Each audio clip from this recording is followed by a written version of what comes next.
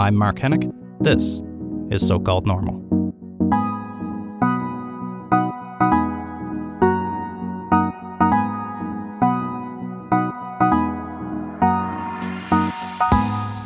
Welcome to So-Called Normal. I'm Mark Hennick. Today on the show we have Don Tapscott. Don's one of the world's leading authorities on the impact of technology in business and society.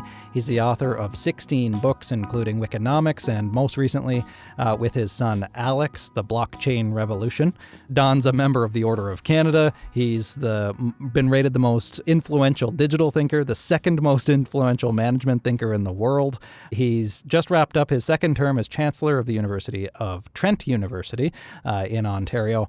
And we had a really interesting, focused conversation on what's needed in terms of innovation and fundraising, the progress that we've made in mental health in Canada. And it's just a really interesting conversation that I wasn't entirely expecting. I mean, Don has been a mental health advocate for 25 years. He was doing mental health advocacy before it was cool. But for some reason, I still wasn't expecting quite such a fulfilling conversation. So I hope you enjoy it. Here's my conversation with Don Tapscott. Thank you for coming in. You know, so much has been said about you, said by you. You're the author of 16 books, last I saw. Member of the Order of Canada, past Chancellor of Trent University, one of the most influential, actually the most influential digital thinker in the world, second most influential management thinker. Who beat you out for that? Who's first? One of the most... We're number two. We're number two. Certainly the most influential person that I've ever had on these mics, with all due respect to Rosie O'Donnell. But I'm fascinated by your passion and your work in mental health in particular. That's the whole point of this show. Mm-hmm. So what can you tell me about yourself and about your story that you're most passionate about? How do you define yourself? Vis-a-vis mental health? Sure, yeah. Well, Tony Blair, 20 years ago, organized a campaign against the stigma on mental illness in the UK. And the theme of the campaign was every family. And, I was just sitting in a meeting this week, and one of the other very senior executives at the meeting described the story of how his son was a schizophrenic and had been undiagnosed for many years and finally came into the system as a result of a suicide attempt. And then the other very senior person at the meeting described that his brother was a schizophrenic. And then I described how my brother was a schizophrenic too, Dave. He was a wonderful young man, very talented. He was a concert pianist. He was a championship bridge player, sweet guy, funny guy. But he became ill while he was at university. And he started getting treatment. But back then, this was in the mid-1980s, early 80s, the treatments were not well understood. And it turns out that he was on an okay kind of psychotropic drug, but the dosage was 100 times what they do today. Oh, wow. So he didn't comply, and he had terrible side effects, and it was a brutal thing. And we did our best. You know, he lived with me and my wife, Anna, for some years, and eventually he just kind of gave up, and he took his own life. And so it was at that point I decided, if there's a cause, I'm going to throw myself behind. This is it. And back then it wasn't very popular. In fact, no one would even mention that they had a relative that was mentally ill. And were you already very well established in the business community by then? Oh, yeah, I was. I was a well-known person. Actually, during the 80s, I wrote a couple of books that nobody read. I think my mother bought most of the copies. It wasn't until 92 that I had my first bestseller, and that was Paradigm Shift. And then in 94, I wrote The Digital Economy, which they say was the first big book about the web, or the web in business for sure. Yeah. But even as an influential person, a well-established person, it was still difficult to raise these kinds of issues. Did you ever have any hesitation about speaking openly about these issues? Well, I did. And the main hesitation was that I thought the stigma might flow over to my kids. So my wife and I were presented with an opportunity to fund a chair in schizophrenia through the University of Toronto and what became CAMH. And we had acquired some resources by then, and we were able to do that financially, and we really wanted to do it. Mm-hmm. But we talked to our kids, and we said, they knew about Dave, and we said to them, look, we'd like to do this, but and we want to be very public about it, but if you think there's any problem at all for you in talking about this, that your friends might think it was weird or something like that, we'd like to know about it. And they were both kind of shocked and even upset at us. That you might think that we would ask this question. Oh, interesting, yeah. Yeah. So we became quite public about it. Yeah. And I got involved, and as did my wife, in what is now CAMH. And it's been a very gratifying thing. That chair was the first. And within a few years, remember Michael Wilson telling me that, and he was the one who talked me into doing this. Right. Former Minister of Finance, former chair of the Mental Health Commission of Canada, the late Michael Wilson. Yeah. And also former tragic story, because his son, Cameron, became depressed and killed himself. And Michael was he was much more visible than I was, and he became very vocal around the same time. So he told me that was the beginning. Paul Garfinkel said the same thing, that they got 30 people agreed to fund chairs within a few years after that. After yours being the first. Yeah. So we felt good about that. That was an example. Sometimes you stick your neck out, and good things happen. What was the response that you've noticed from the business community, if any, once you've started speaking more openly about these issues? Well, there was a group called the Business and Economic Roundtable on Mental Health. And it was created by this extraordinary character named Bill Wilkerson. Bill the Bull. I've talked to Bill a few times. We haven't had him on the show yet, but yeah. And he talked me into being the chair of that thing. So Bill and I would travel around talking to the business community, and it was not about mental illness as an ethical issue, it was as a business issue. Right. And we did some research on the cost to Canada of mental illness, which turns out is huge. Yeah. It's like all other illnesses combined, pretty much.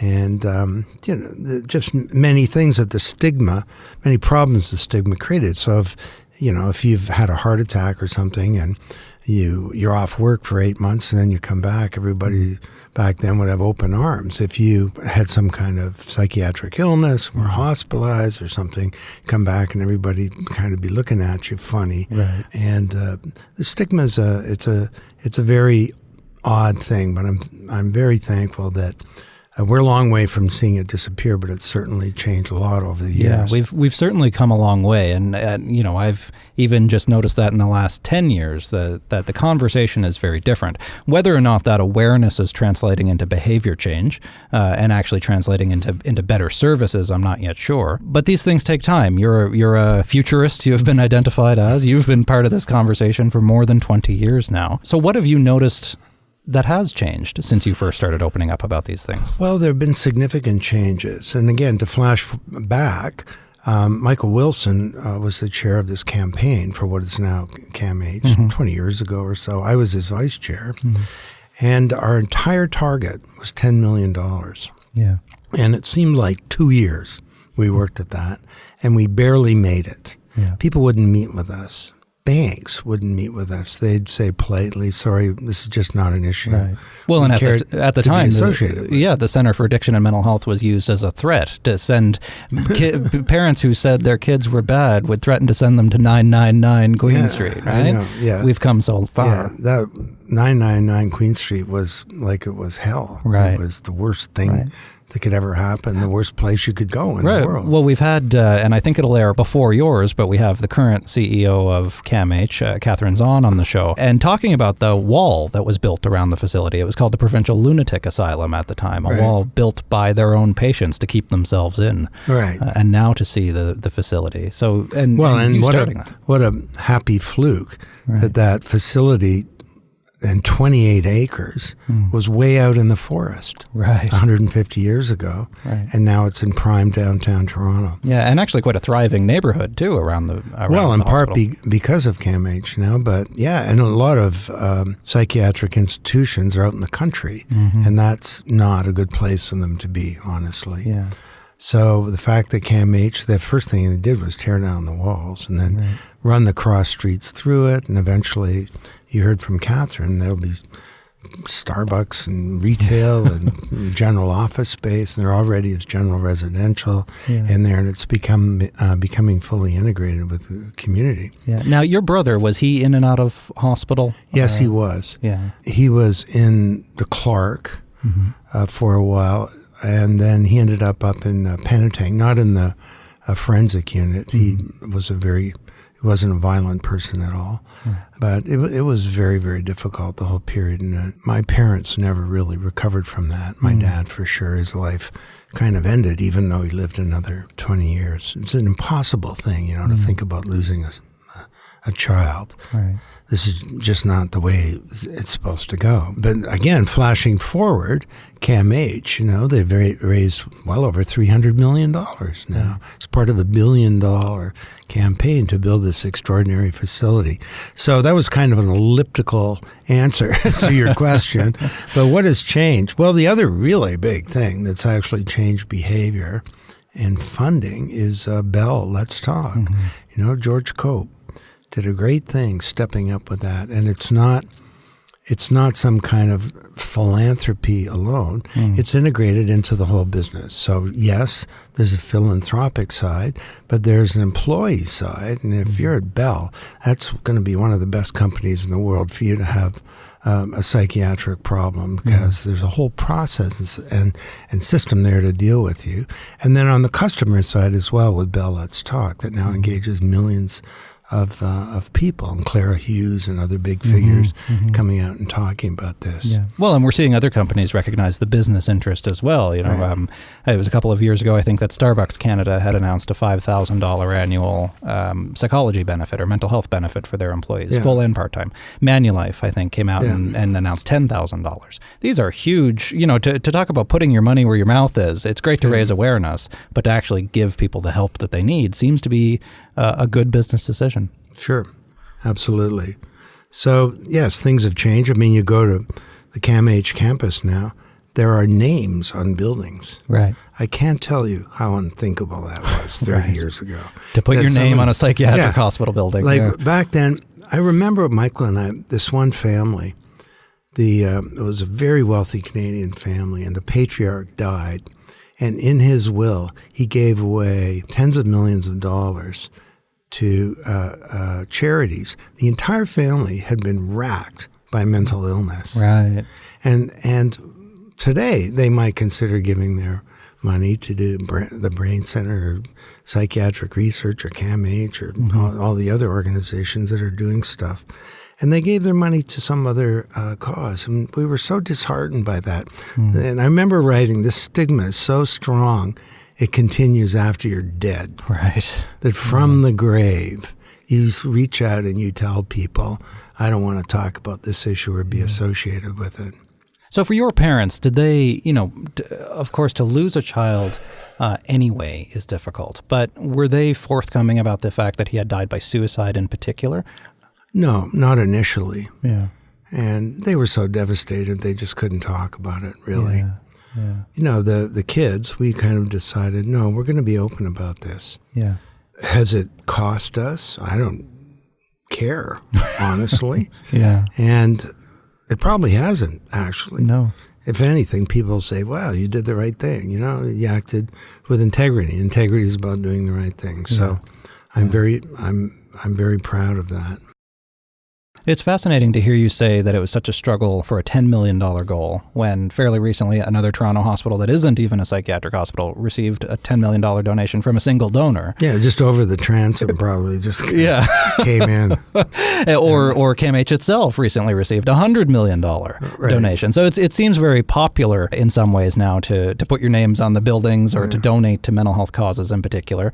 Will that have legs? After we reach, if there is such a thing as peak mental health, there are always causes that come and go historically in trends. What's to happen next with after the spotlight moves somewhere else? Well, it's sure not going to be in my lifetime, and I doubt it'll be in my children's. That tipping point might be reached, because if you look at mental health and mental illness, this is a massive social an economic problem that is still woefully underfunded. And something like 7% of, this is a figure from a decade ago, but 7% of hospital beds in Canada were people with schizophrenia. And schizophrenia is a low population mental illness. Yeah. So that's a huge cost. Does it get 7% of government research funding in the health area? Does the population donate 7% of all philanthropic gifts towards mental health?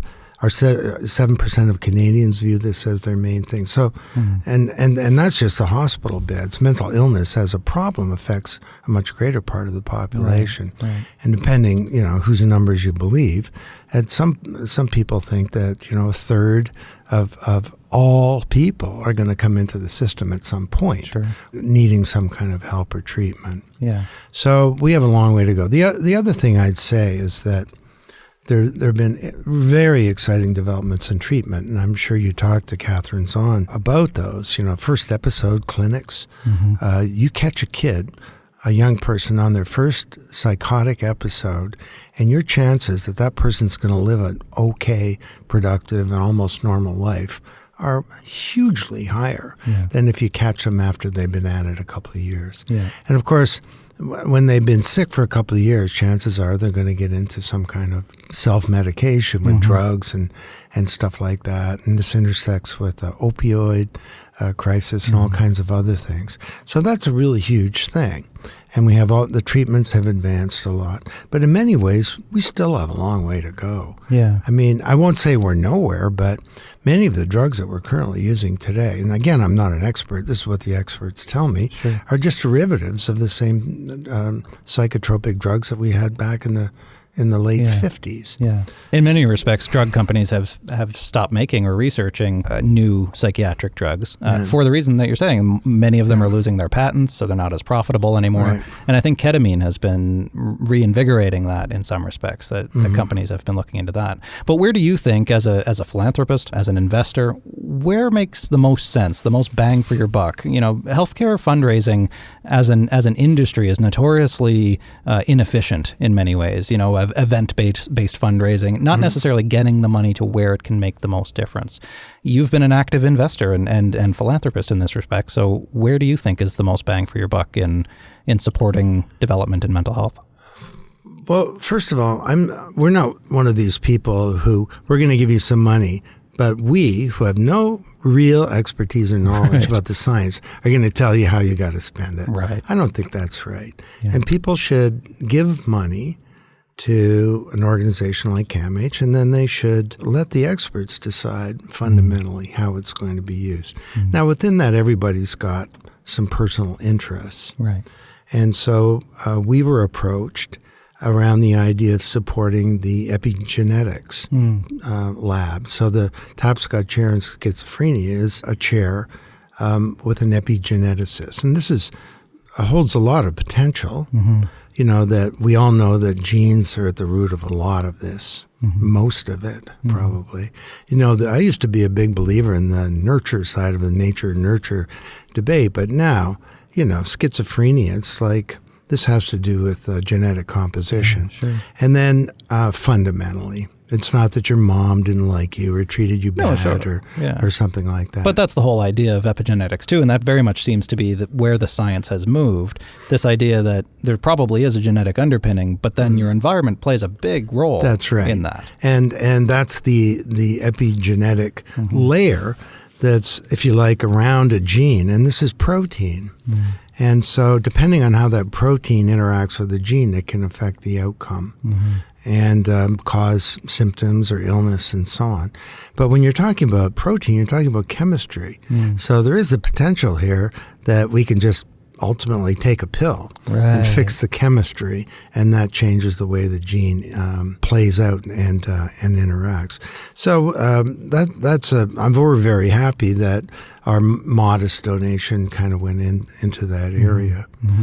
Overall, though, this is not really well known, but I'm a strong, I wrote the book Wikinomics. Yes, of course. And that was a big book. Actually, according to Amazon sales, it was the number one management book in the world. That was a blockbuster, yeah. You're being modest. Just inched out the black swan.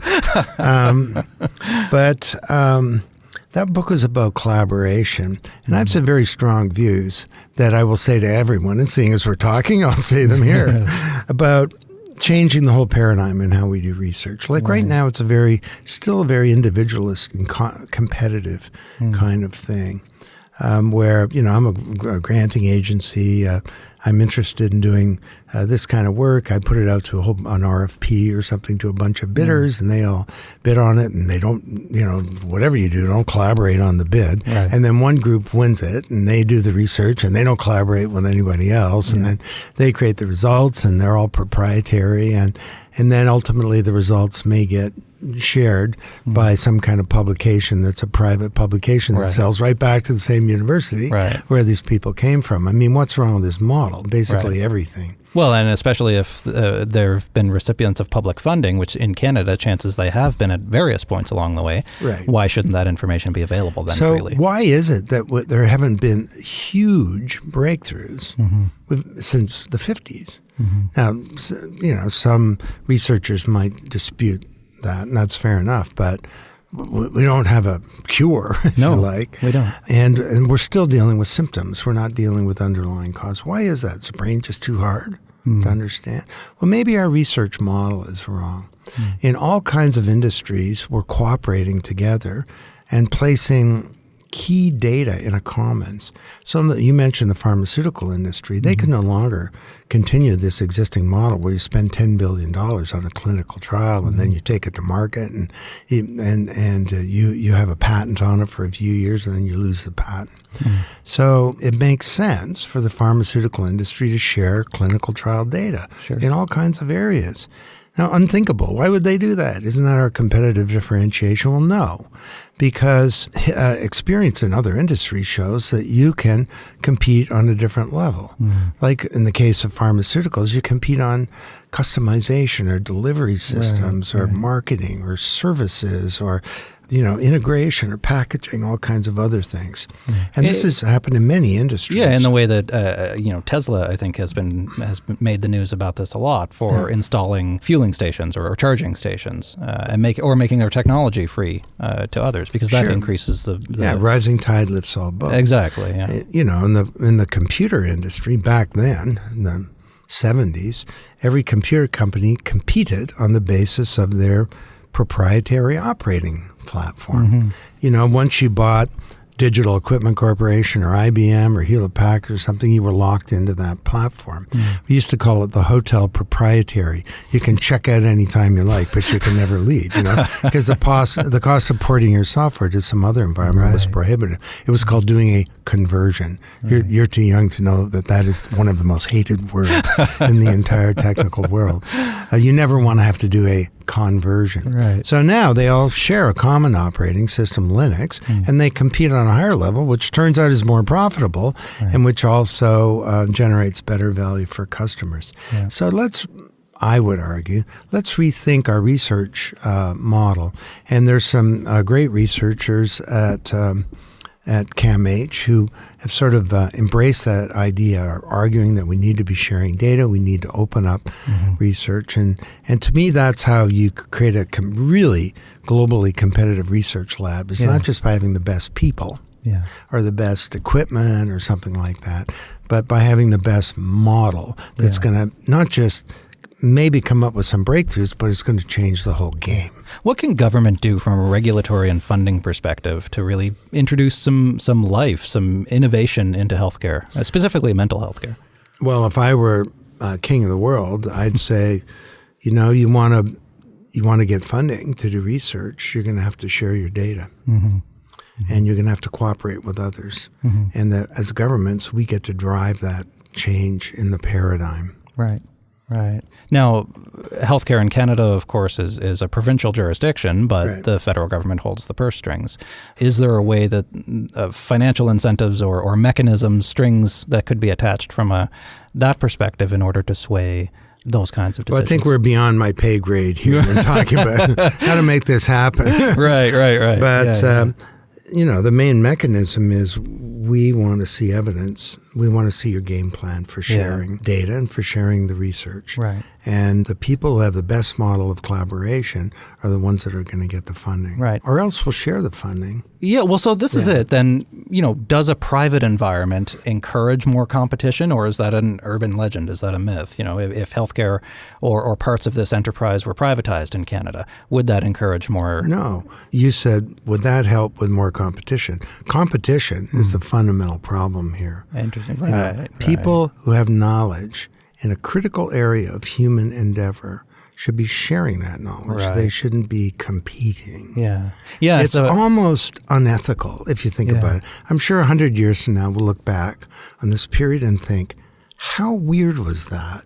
Right. That they organized research so that one team would not tell the other team what they were working on in order that they could be the team that gets all the money. What a slap in the face to humanity that kind of model was. Yeah. I think there's this idea that competition drives innovation, but we're seeing that's not working in healthcare. Well, there's a role for competition, but let's compete on a different level. Like the computer industry competed on a level that delivered better value to its consumers and created a better sort of environment for information technology to change the world. Yeah. It seems like in the last 10 years or so, there's been more progress from in the technological realm than any other time in history. It seems like the curve has ramped up dramatically.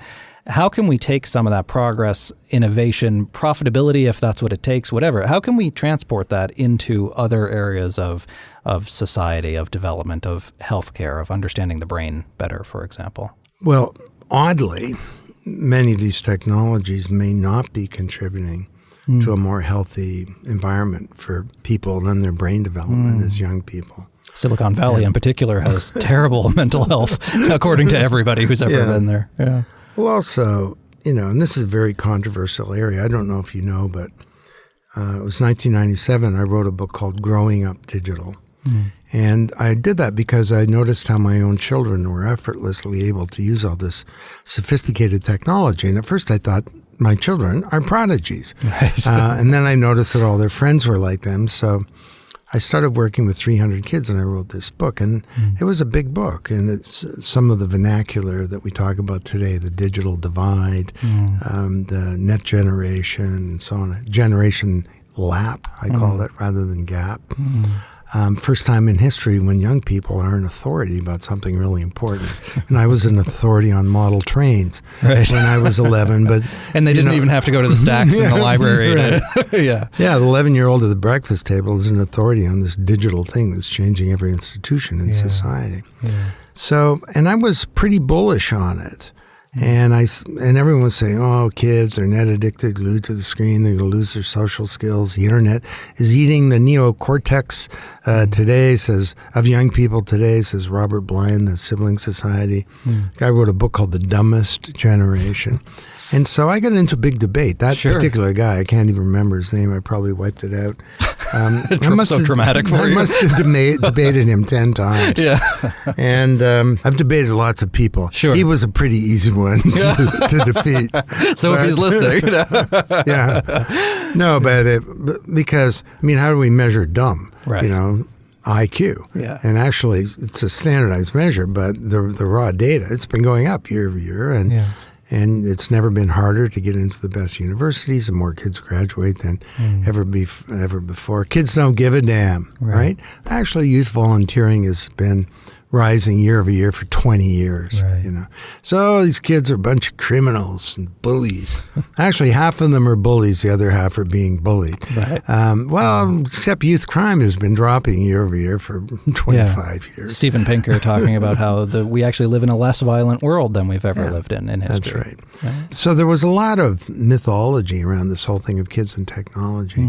But if you flash forward today, there are some kind of worrisome things. I know, I don't think I'm telling stories out of school here. My daughter, Nicole, who runs Casper Canada, actually, she was the original NetGener.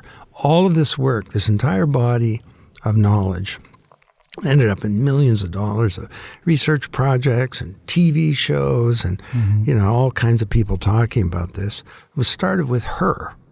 And when I noticed one day she picked up my laptop as a 6-year-old and started trying to figure it out. And it wasn't exactly intuitive at the time.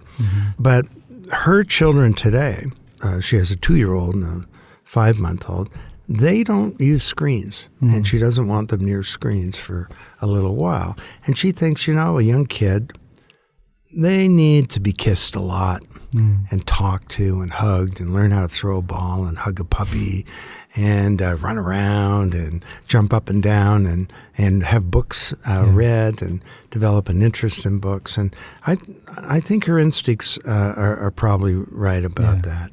And then maybe you keep instilling those kinds of values as they get older, and you won't end up at a restaurant somewhere where all the kids are on their phones and nobody's talking to each other, which I'm sure everybody listening to this has seen that happen. Sitting next to each other, texting each other, the person right next to you. Yeah, sure. And I mean, I'm still old enough, well, not that old yet, but still old enough to remember a time before the internet, when we had our dial-up on our 386 computer on the floor in my bedroom. So, I have been able to see, I think, that difference and with my own kids as well. It does make me ask the question if it's just a different way of knowing, if it's a different way of being in the world, or is it a toxic one? I don't know. Well, I don't think it's toxic at all. There are lots of tough issues that come out of this. Yeah. The impact of this technology on our brain, everyone's got it on the brain as a big opinion. I don't think that the data is really clear yet. We know that young people are smarter today than they've ever been. They have access to information, but there are all kinds of big issues that flow from that. When I was a kid, we tried to memorize a lot of stuff. Young people today, we don't teach this in our schools, and we should. Every year, kids should have a media literacy class where they learn how to manage this information, develop good BS detectors, think critically, integrate the technology in an effective way into their lives. And we don't really have that kind of stuff. And so young people are kind of left on their own. Right. So, and when you're seeing people bullied online as well, in particular, believing everything that they read and realizing, or maybe not realizing, I can just turn that off. Yeah. That I don't have to read it. And is bullying higher today than it was? I don't know. I remember with my little brothers in Niagara Falls, our big challenge many days was to get home without getting in a fight or getting picked on. Right. So and that was really tough bullying. So to go back to your brother in particular for a second, if he were struggling now, would things be different? Would his treatment it be different? If we caught him on the first episode, his life would be completely different today. Yeah. There'd be no stigma in the family at all or with his friends. He'd be on a university where someone would catch that. And universities today, he went to Trent University. And today, I was just up at Trent recently. I'm wrapping up my chancellorian duties. Yeah, he would have got to see his brother as chancellor. Well, but he also today, if you're a young person at Trent, you run into some kind of mental health problem, you're going to get picked up. The system's going to pick you up really fast, and people are going to be all over it. Yeah. And you're gonna be brought into a proper stream where you're gonna get the kind of care you need. Yeah. And maybe they're gonna catch you on the first episode, and you end up in CAMH. That'll make all the difference in the world. Yeah. Now, 20 years ago, you were way ahead of the curve. You and Michael Wilson and a very small handful of others in terms of getting on the mental health awareness team.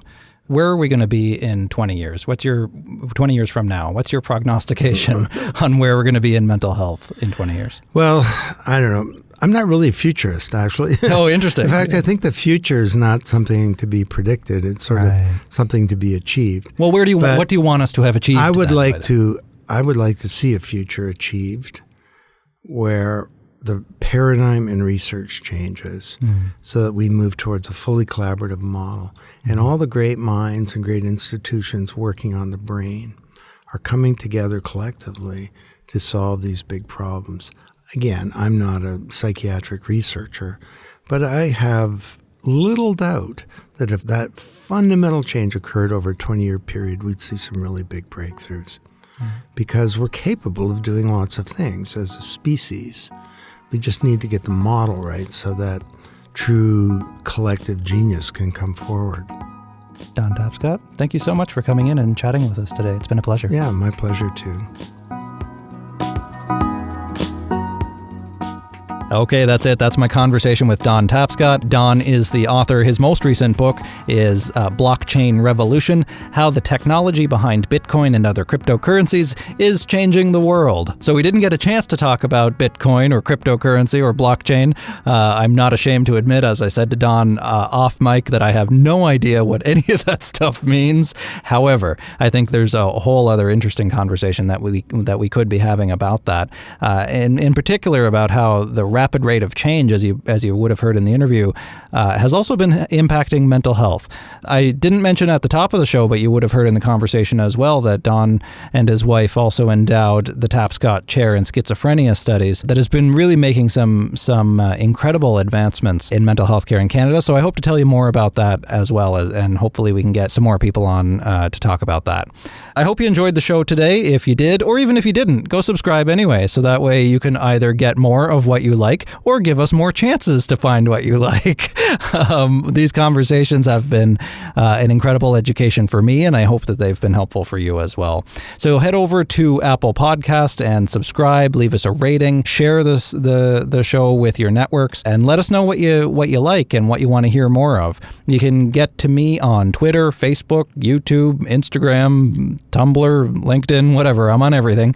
At Mark Hennick at most places. That's at MarkHenick.